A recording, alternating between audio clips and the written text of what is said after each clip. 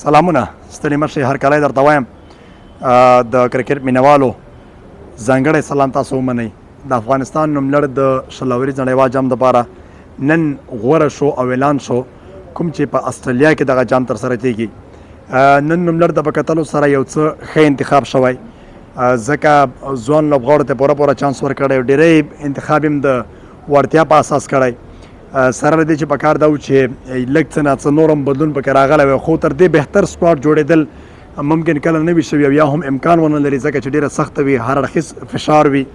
مشکلات ډېر زیات وي په همدې اساس باید ځینې فیصلو ته هر څوک د بورډ مشران غاړه کېدي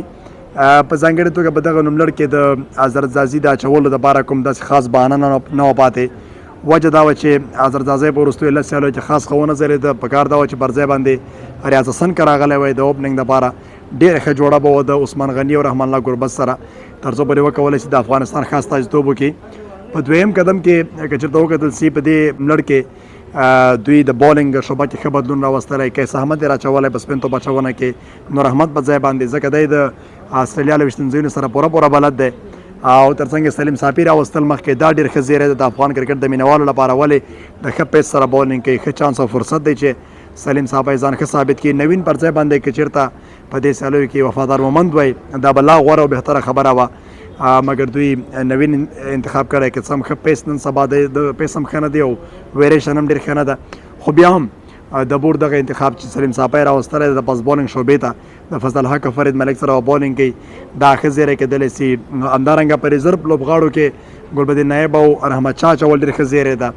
که چېرته ورته اړتیا پیدا کېږي نو ډېر به ښه ثابت شي د افغانستان لپاره دواړه ښه لوبغاړي دي او دا ښه انتخاب دی هغه بدلونونه چې دوی په دغه سکواډ کې راوستلي دي د تیر اسیا جام د په کتلو سره او ترڅنګ د ایرلینډ په خلاف په سیالیو ته په کتلو سره یو څه بهتر او غوره دي یعنې 90 سلنه ښه لوبډله ده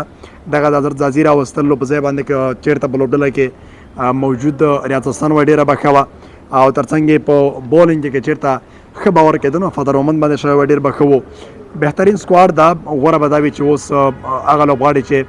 د وړتیا په اساس انتخاب شوي دي هلته په سکواډ کې ښه چانس ورته ورسي او نوملړ کې ځای ورته ورکول سي دوی نه استفاده او ګټه واخیستل شي نه داسې چې یوازې دوی په ویلن کې ناست وي او ننداره به کوي یا به اوبه چلی